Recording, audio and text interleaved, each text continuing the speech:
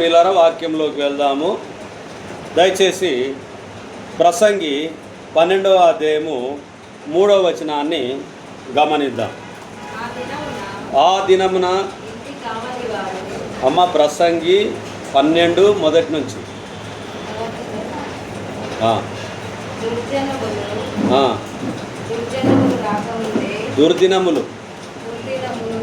దుర్దినములు రాకముందే చదువుతుంది చదువు.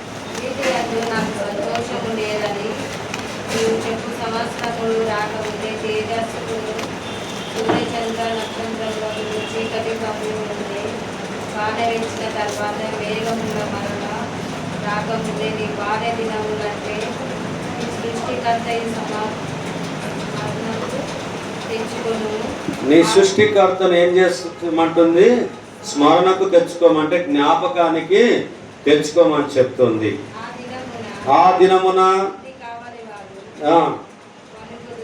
దినమున ఇంటి కావలి వారు వణుకుదురు, బలిష్ఠులు వంగుదురు, ఇసరువారు కొద్ది మంది అగుట చేత పని చాలించుకొందురు, కిటికీలలో గుండా చూచువారు కానలేక ఉందురు, తిరగటి రాళ్ల ధ్వని తగ్గిపోవును, వీధి తలుపులు మూయబడును, పిట్ట యొక్క కూతకు ఒకడు లేచును, సంగీతము చేయు స్త్రీలు నాదము చేయు వారందరూ నిశ్శబ్దముగా ఉంచబడుదురు, ఎత్తు చోటులకు భయపడుదురు, మార్గముల యందు భయంకరమైనవి కనబడును, బాదము వృక్షము పువ్వులు పూయును, మిడత బరువుగా ఉండును, గుడ్డ పురసర కాయ పగులును, ఏలయనగా ఒకడు తన నిత్యమైన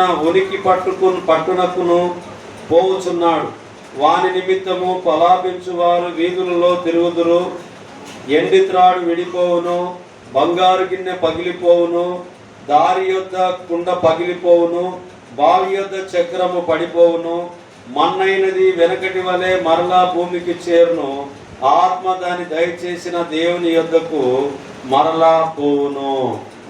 యవనస్తులు దేని కొరకు ఆలోచన చేయాలి అని అంటే, ఈ లోకంలో ఉన్నదంతా కూడా ఏం జరగాలన్నా అవి జరిగిపోతూ ఉంటాయి. కానీ యవన ప్రాయంలో యవనస్తులు ఏం చేయాలి? దేవుని యొక్క కాడిని మోయ. కానీ యవనస్తులు దేవుని యొక్క కాడిని మోయకుండా ఇప్పుడు ఎక్కడ తిరుగులాడతారు? బయట తిరుగులాడతారు. దేవుని సన్నిధిలో ఉండమని చెప్పి దేవుని వాక్యం కోరితే దేవుని సన్నిధికి కాకుండా బయట తిరుగులాడేటటువంటి అలవాటు చాలా సంతోషం అనిపిస్తుంది యవనస్తులకు. కానీ ప్రియమైనటువంటి సహోదరి సహోదరులారా, వాక్యం వింటున్నటువంటి మనం అందరం ఆలోచన చేయాల్సింది ఏంటంటే, యవనులారా క్రీస్తు కొరకు జీవించండి, యవనులారా క్రీస్తు కొరకు జీవించదము అని ఒక తీర్మానం చేసుకునే వారిగా ఉండాలి. దుర్దినములు రాకముందే ఏం చేయాలంటమ్మా? దుర్దినములు రాకముందే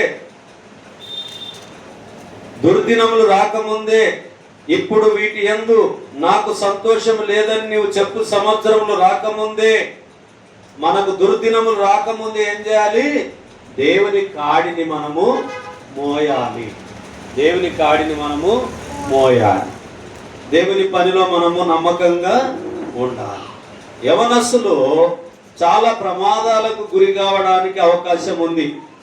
పాపం అనేటటువంటి ప్రమాదంలో పడిపోవడానికి అవకాశం ఉంది. శాపాలు తెచ్చుకోవడానికి అవకాశం ఉంది. శాపాలు ఎక్కడి నుంచి వస్తుంటాయి? తల్లిదండ్రులను సన్మానించకపోవడం వల్ల శాపాలు వస్తూ ఉంటాయి. దేవుని ఆజ్ఞ అతిక్రమమే పాపమై ఉన్నది. కాబట్టి ఆ దేవుని వాక్యాన్ని వింటున్నటువంటి మనమందరం, ధ్యానిస్తున్న మనమందరం ఏం చేసేవారిగా ఉండాలంటే, క్రీస్తును ఎంబడించే వారిగా మనం ఉండాలి. అంతేకాకుండా క్రీస్తు కొరకు జీవించే వారిగా మనము ఉండాలి. అలా ఉన్నప్పుడు దేవుని యొక్క దీవెనలు ఆశీర్వాదాలు మనకు మెండుగా లభిస్తావి అనేటటువంటిది జ్ఞాపకం ఉంచుకోవాలి. కొరింథీయులకు రాసిన 2వ పత్రిక 5వ అధ్యాయము 17వ వచనాన్ని చూద్దాం. కాగా ఎవడైనను కాగా ఎవడైనను క్రీస్తు నందున్న ఎడల వాడు నూతన సృష్టి, పాతవి గతించెను, ఇదిగో క్రొత్త వాయును. అంటే పాత జీవితాన్ని ఏం చేయాలంట? పోగొట్టుకోవాలి. ఇప్పుడు 11 నుంచి చదువుకుందాం. కావున మేము ప్రభు విషయమైన భయం నెరిగి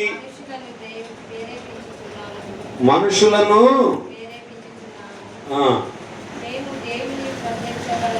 మేము దేవుని ప్రత్యక్షపరచబడిన వారము మీ మనసాక్షులకు కూడా ప్రత్యక్షపరచబడి ఉన్నామని నమ్ముచున్నాను. మమ్మును మేమే మీ ఎదుట తిరిగి మెప్పించుకొనటం లేదు గాని హృదయమునందు అతిశయపడక పై రూపమునందే అతిశయపడు వారికి ప్రత్యుత్తరం ఇచ్చుటకు మీకు ఆధారము కలగవలనని మా విషయమై మీకు అతిశయ కారణము కలుగుతున్నది. ఇక్కడ మనం ఆగుదాం. ఏం చెప్తున్నాడు పౌలు గారు అని అంటే, హృదయమునందు అతిశయపడక. చాలా మంది ఏం చేస్తాం, బయటికి కనిపించాం కానీ హృదయమందు అతిశయపడుతూ ఉంటాం. కానీ పౌలు గారు చెప్తూ ఉన్నది ఏంటంటే, హృదయమందు కూడా నేను అతిశయ పడడము లేదు అని చెప్పి గుర్తు చేస్తూ ఉన్నాను. చదువుతలేదు. ఏలయనగా మేము వెర్రివారమైతిమా.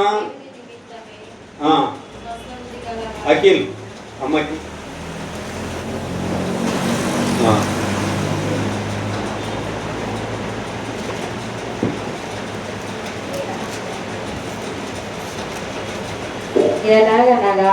ఏలయనగా మేము వెర్రివారమైతిమా దేవుని నిమిత్తమే. ఏలయనగా మేము వెర్రివారమైతిమా దేవుని నిమిత్తమే. స్వస్థ బుద్ధి గలవారమైతిమా మీ నిమిత్తమే. క్రీస్తు ప్రేమ మమ్మును బలవంతము చేయుచున్నదని.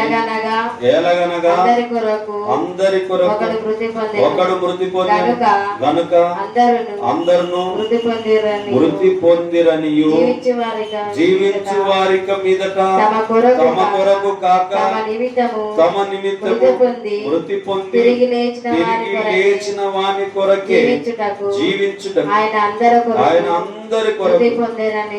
ఎవరు మృతి పొందిండమ్మా? ఎవరు? యేసు ప్రభువారు, దేవుడైనటువంటి యేసు ప్రభువారు మన నిమిత్తము మృతి పొంది ఉంటూ ఉన్నాడు, తిరిగి లేచి ఉంటున్నాడు. కాబట్టి ఆయన నిమిత్తము మనం బ్రతకను ఉద్దేశించుకొని ముందుకు కొనసాగాలని చెప్పి దేవుని వాక్యము గుర్తు చేస్తూ ఉంది. అందరి కొరకు మృతి పొందిననియో నిశ్చయించుకొనుచున్నాము. కావున ఇక మీదట మేము శరీర రీతిగా ఎవరినైనాను ఎరగము. మేము క్రీస్తును శరీర రీతిగా ఎరిగినను ఇక మీదట ఆయనను అలాగు ఎరుగుదుము. కాగా ఎవడైనను క్రీస్తునందున్న ఎడల వాడు నూతన సృష్టి, పాతవి గతించెను, ఇవిగో కొత్తవి ఆయన. పాతవి గతించాలి అని అంటే మనం ఏం చేయాలి? పాతవి గతించాలంటే ఏం చేయాలమ్మా? పాతదాన్ని వదిలిపెట్టాలి, పాపాన్ని వదిలిపెట్టాలి. వదిలిపెట్టి ఏం చేయాలంటే నమ్మకమైనటువంటి దేవుని దగ్గర మనము నమ్మకంగా ఉండాలి. మన కొరకు ప్రాణాన్ని ధారపోసినటువంటి క్రీస్తు దగ్గర మనము నమ్మకంగా ఉండాలి. దేవుని యందు భయభక్తులు కలిగి ఉండాలి. ఎవరులారా, మనతోనే మాట్లాడుతుంది దేవుని వాక్యం. ఒకవేళ నాకు 50 సంవత్సరాలు ఉంది, నేను యవనస్తుని కాకపోవచ్చునేమో, కానీ యవనస్తులంటే లోకరీతిగా ఉన్నటువంటి యవనస్తులు 18 సంవత్సరాల నుంచి నిండినటువంటి వారందరూ యవనస్తులై ఉండవచ్చు. కానీ దేవుని పనిని చేసేవారే నిజమైనటువంటి యవనస్తులు, యవనరాళ్ళై ఉంటూ ఉన్నారు. దేవుని పని చేయకుండా, వయసులో ఉండి కూడా దేవుని కాడి మోయకుండా ఉండడం వల్ల వారు యవనస్తులై ఉండి కూడా ముసలివారిగానే ఉంటారనేటటువంటిది మనం ఆలోచన చేయాలి. పని ఎవరు చేస్తారు? యవనస్తులను చేయమని చెప్పి దేవుని వాక్యం సెలవిస్తూ ఉంది. పనిచేయాల్సినటువంటి యవనస్తులు దేవుని సన్నిధికి దూరంగా ఉండడం వల్ల, దేవుని కాడి మోయడానికి దూరంగా ఉండడం వల్ల ఏమీ లాభదాయకమైనటువంటిది వారికి లభించదు అనేటటువంటిది జ్ఞాపకం ఉంచుకోవాలి. యెషయా 38వ అధ్యాయము 17వ వచనాన్ని చూద్దాం. యెషయా 38:17.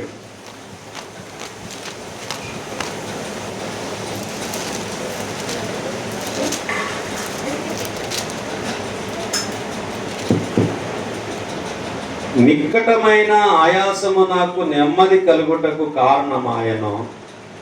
నీ ప్రేమ చేత నా ప్రాణమును నాశనము గోతి నుండి విడిపించితివి. నీ ఈపు వెనక తట్టు నా పాపములన్నీయు నీవు పారవేసితివి. మన పాపములన్నీ కూడా ఏం చేసిండు? మన ఈపు వెనక పారవేసి ఉంటూ ఉన్నాడు దేవుడు. కాబట్టి దేవుని వైపు మనం చూసే బిడ్డలుగా, దేవుని యొక్క కనికరము కృపను పొందే కుమారులుగా బిడ్డలుగా మనము ఉండాలని చెప్పి, మన ఎక్కడేసిందమ్మా ఈపు వెనక మన పాపములు ఎక్కడేసిండ్రు? నిక్కటమైన ఆయాసము నాకు నెమ్మది కలుగుటకు కారణమాయను. నీ ప్రేమ చేత నా ప్రాణమును నాశనము గోతి నుండి విడిపించితివి. నీ ఈపు వెనక తట్టు నా పాపములన్నీ నీవు పారవేసి. ఆయన ఈపు వెనక మన పాపములన్నీ కూడా పారవేసి ఉన్నాడు. కాబట్టి ప్రియమైనటువంటి వారులారా, యవనులారా, దేవుని వాక్యాన్ని వింటున్నటువంటి మా ప్రియ సహోదరి సహోదరుడా, దేవుని వాక్యం నీతో నాతో మాట్లాడుతూ ఉంది. యవన ప్రాయంలో దేవుని కాడి మోయడము ఎంతో శ్రేయస్కరం అని చెప్పి దేవుని వాక్యం తెలియపరుస్తూ ఉంటూ ఉన్నది. మన పాపములన్నీ కూడా క్రీస్తు తన ఈపు మీద మోసి ఉన్నాడనేటటువంటిది జ్ఞాపకం ఉంచుకోవాలి. హిజ్కియా ఆయుష్ ప్రార్థన ద్వారా పొడిగింపబడెను. అతని కృతజ్ఞత సూచకమైన గానం గురించి ఈ యొక్క 38వ అధ్యాయంలో మనకు చెప్పబడుతూ ఉంటూ ఉన్నది. కాబట్టి ప్రియమైనటువంటి వారులారా, దేవుని యొక్క నమ్మకమైన, స్థిరమైన, ఆలోచన కలిగిన, పవిత్రమైన, పరిశుద్ధమైన, నిష్కలంకమైనటువంటి క్రీస్తు వైపు మనము మన ఆలోచనలు, మన ఉద్దేశాలు ఉండాలి. క్రీస్తుకు వేరుగా మన ఆలోచనలు, ఉద్దేశాలు ఉండకూడదు. క్రీస్తు పని కొరకు మనం ఉండాలి. ఎబ్రీయులకు రాసిన పత్రిక 10వ అధ్యాయము 7వ వచనాన్ని చూద్దాం ప్రియులారా. అప్పుడు నేను గ్రంథపు చుట్టలో నన్ను గూర్చి రాయబడిన ప్రకారం దేవా నీ చిత్తము నెరవేర్చుటకు ఇదిగో నేను వచ్చి ఉన్నానంటిని. బలులు, అర్పణలు, పూర్ణ హోమములు, పాప పరిహార్థ బలులను నీవు కోరలేదనియు అవి నీకు ఇష్టమైనవి కావనియు పైని చెప్పిన తర్వాత ఆయన నీ చిత్తము నెరవేర్చుటకు ఇదిగో నేను వచ్చి ఉన్నాను చెప్పుచున్నాడు. ఇవన్నీ ధర్మశాస్త్రము చొప్పున అర్పింపబడుచున్నవి. ఆ రెండవ దానిని స్థిరపరచుటకు ఎదుట దానిని కొట్టివేయబడుచున్నావు. 10వ వచనం. యేసుక్రీస్తు యొక్క శరీరము ఒక్కసారి అర్పింపబడుట చేత ఆ చిత్తమును బట్టి మనము పరిశుద్ధపరచబడి ఉన్నాం. మనమందరం ఇప్పుడు ఏమై ఉంటున్నాం? యేసుక్రీస్తు ప్రభువారు రక్తం చిందించడం ద్వారా పరిశుద్ధ పరచబడి ఉన్నాం. మనం ఒక్కమారే ఆయన మన యొక్క పాప విమోచన కలిగించడానికి కృప చూపించాడు. కాబట్టి యేసుక్రీస్తు కొరకు జీవించడం కొరకు యవన బిడ్డలైనటువంటి ప్రతి ఒక్కరు కూడా తీర్మానం చేసుకోవాలి. యవనులారా, క్రీస్తు కొరకు జీవించదము అని చెప్పి తీర్మానం చేసుకునే వారిగా ఉండాలి. మీకా 7వ అధ్యాయము 19వ వచనం.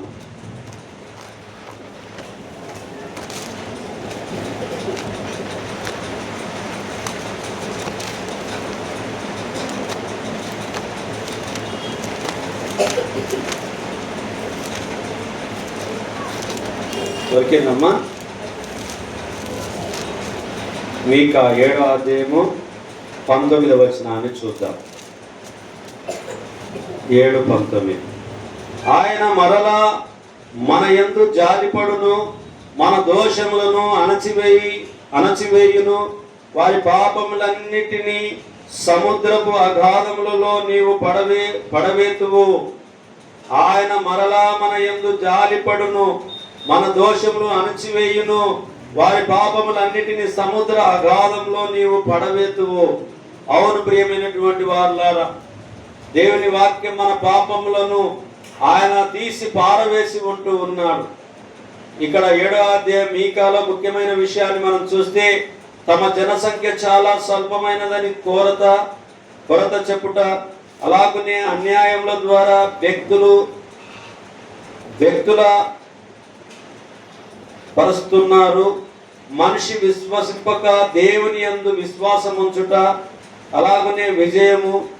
14వ వచనం చూస్తే ఓదార్పు, 14 నుంచి చూస్తే ఓదార్పు గురించి రాయబడి ఉంది.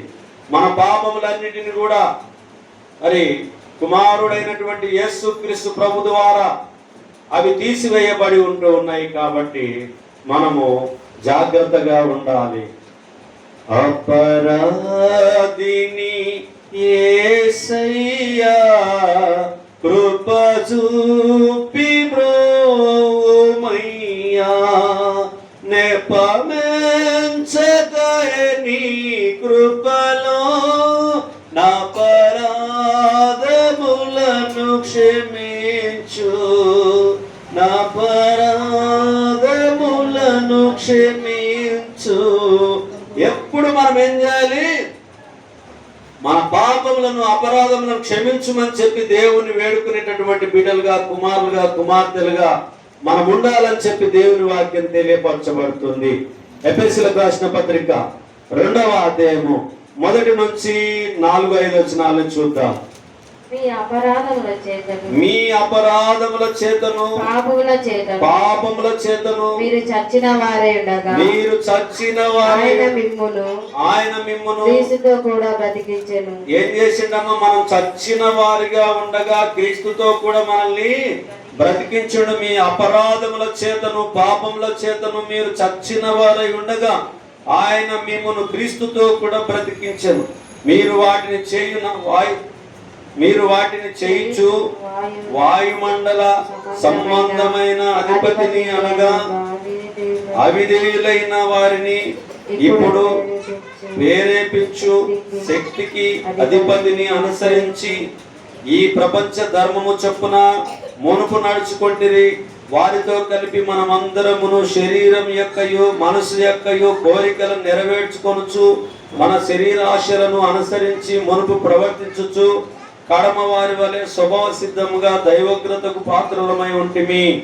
అయినను దేవుడు కరుణా సంపన్నుడై ఉండి మనము మన అపరాధముల చేత చచ్చిన వారమై ఉండినప్పుడు సహితము మన ఎడల చూపిన తన మహాప్రేమ చేత మనల్ని క్రీస్తుతో కూడా బ్రతికించెను. కృప చేత మీరు రక్షింపబడి ఉంటూ ఉన్నారు. దేని చేత మనం రక్షింపబడి ఉన్నాము? కృప చేత మాత్రమే రక్షింపబడి ఉన్నాము.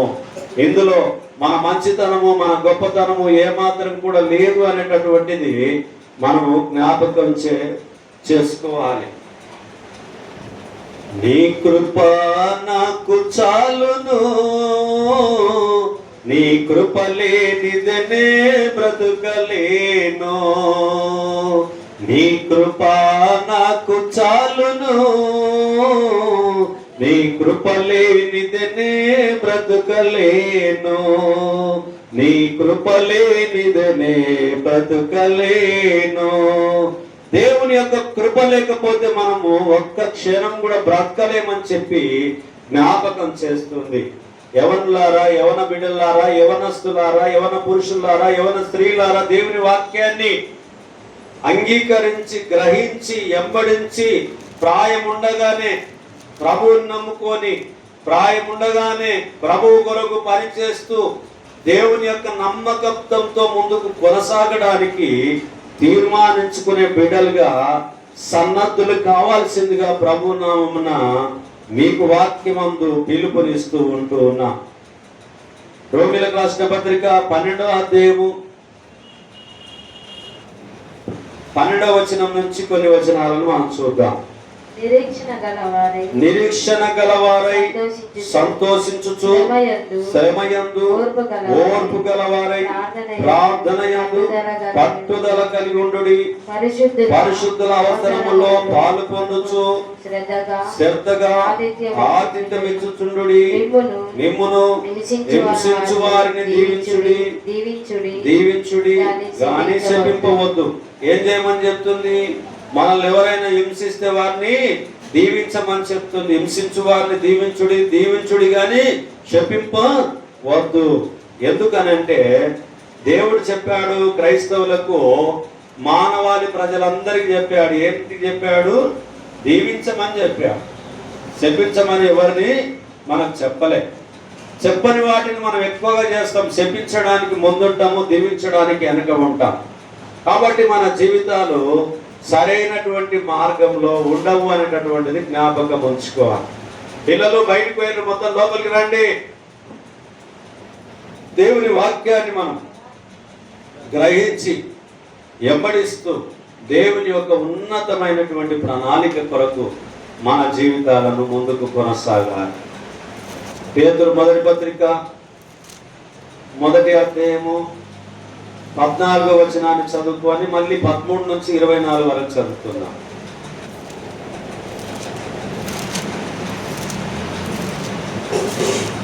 చదువుతాయి. 13 నుంచి చదవమ్మా. కాబట్టి మీ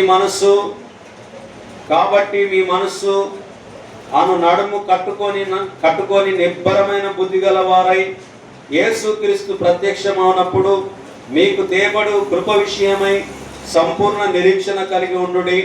నేను పరిశుద్ధుడనై ఉన్నాను గనుక మీరును పరిశుద్ధులై ఉండుడని రాయబడి ఉన్నది కాగా, మీరు విధేయులకు పిల్లలై మీ పూర్వపు ఆజ్ఞ దశలో మీకుండిన ఆశలను అనుసరించి ప్రవర్తింపక, మిమ్మును పిలిచిన వాడు పరిశుద్ధుడై ఉన్న ప్రకారము మీరును సమస్త ప్రవర్తన యందు పరిశుద్ధులై ఉండుడి. పక్షపాతం లేకుండా క్రియలను బట్టి ప్రతి వానిని తీర్పు తీర్చువాడు తండ్రి అని మీరు ఆయనను ప్రార్థన చేయుచున్నారు గనక, మీరు పరదేశులై ఉన్నంత కాలము భయంతో గడుపుడి. ఈ భూమి మీద మనం ఏం చేయాలంట? పరదేశులమై ఉన్నామని చెప్పి భయంతో గడపాలంట.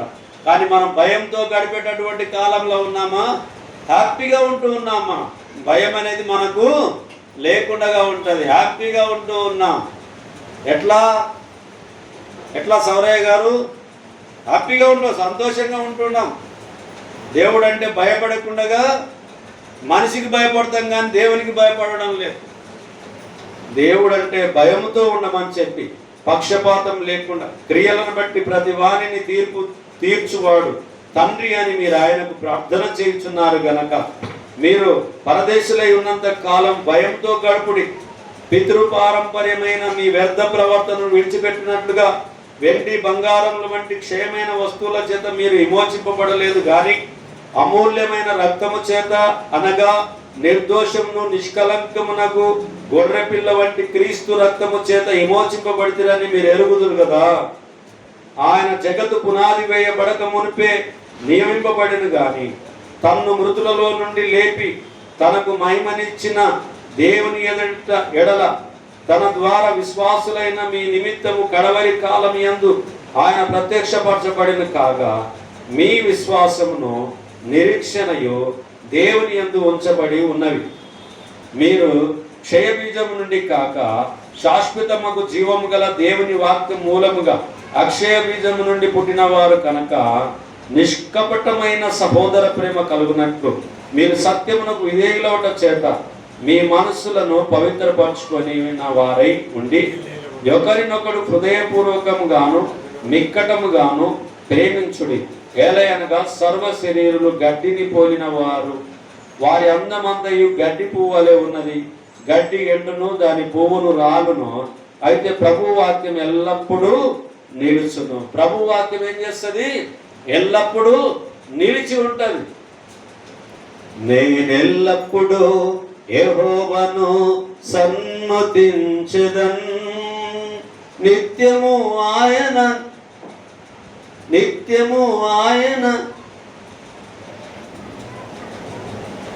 నిత్యము ఆయన నీతిని, నిత్యము ఆయన కీర్తిని, నిత్యము ఆయన స్వభావాన్ని, నిత్యము ఆయన మంచితనాన్ని, నిత్యము ఆయన పరిశుద్ధతను, నిత్యము ఆయనలో ఉన్న వెలుగును, నిత్యము ఆయనలో ఉన్నటువంటి గొప్ప విశేష గుణాలను, మనమందరము క్షమించే గుణము, ప్రేమించే గుణము, ఇవన్నీ కూడా అవలంబించుకొని యవన ప్రాయంలోనే దేవుని యొక్క కాడి మోస్తూ దేవుని యొక్క ఉన్నతమైనటువంటి ప్రణాళిక ప్రకారంగా మనం ఎప్పుడైతే ముందుకు కొనసాగుతామో, దీవించడము తప్ప శపించడం రాని వారిగా మనం ఉండాలి. దీవించుడి గాని శపించకుడి అని చెప్పారు. మిమ్మల్ని శపించిన వారిని దీవించమని చెప్పి దేవుని వాక్యం చెప్తుంది. కాబట్టి ప్రియమైనటువంటి యవన బిడ్డలారా, యవనస్తులారా, దేవుని వాక్యాన్ని వింటున్నటువంటి మనమందరం తెలుసుకోవాల్సింది, నేర్చుకోవాల్సింది ఏంటంటే ఆయన పరిశుద్ధుడు కనుక మనం కూడా పరిశుద్ధంగా ఉండాలి. పాపంలో పడిపోకుండా, పాపంలో జారిపోకుండా, పాపం అనే మాలిన్యాన్ని అంటుకోకుండా, అంటిన దాన్ని అంతా కూడా యేసు ప్రభు వారి ద్వారా మనకు పాప విమోచన కలిగించి ఉన్నారు. కాబట్టి మనం పవిత్రపరచబడిన తర్వాత మళ్ళీ పాపంలో పడిపోకుండా జాగ్రత్తగా ఉండాలని చెప్పి యవన ప్రాయంలో దేవుని యొక్క బలమైనటువంటి సాధనములుగా పనిచేయడానికి దేవుని యొక్క వాక్యము మిమ్మల్ని పిలుస్తూ ఉంటూ ఉన్నది. నేడే రక్షణ దినము.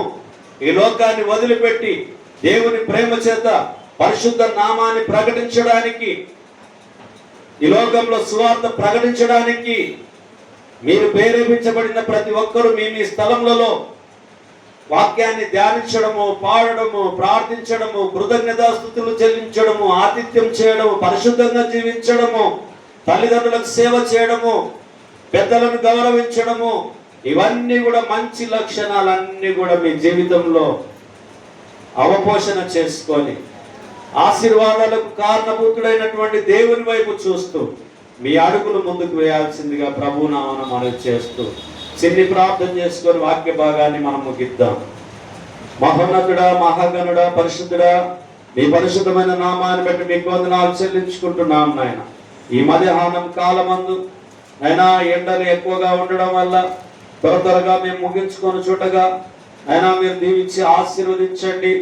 చర్చికి వచ్చే వారిని, అయినా వివిధ ప్రాంతంలో చర్చికి వెళ్ళేటటువంటి వారిని, అలాగనే ప్రజలందరినీ అయినా కుల మత భేదం లేకుండా ప్రతి ఒక్కరిని ఎండ దెబ్బల నుంచి మీరు కాపాడి దీవించి ఆశీర్వదించి మీరెక్కల కింద భద్రపరిచి కాపాడమని, అలాగనే ఇంట్లో ఉండి వ్యర్థమైన వాటిని మేము చూడకుండా పరిశుద్ధమును అలంకరించుకొని పరిశుద్ధంగా జీవిస్తూ దేవుని యొక్క ఉన్నత మాటల్ని వినడానికి, బైబిల్ చదవడానికి నైనా మీ జ్ఞానం చేత యవన బిడ్డలందరినీ నింపుమని ప్రార్థిస్తూ సన్నిధికి వచ్చినటువంటి మా ప్రియ సహోదరి సహోదరులను దీవించి ఆశీర్వదించి నైనా మీ రెక్కల కింద భద్రపరిచి కాపాడుమని ఈ మనవులు మీ కుమారుడు, మా ప్రాణ రక్షకుడు యేసుక్రీస్తు నామములో ప్రార్థిస్తున్నాం తండ్రి.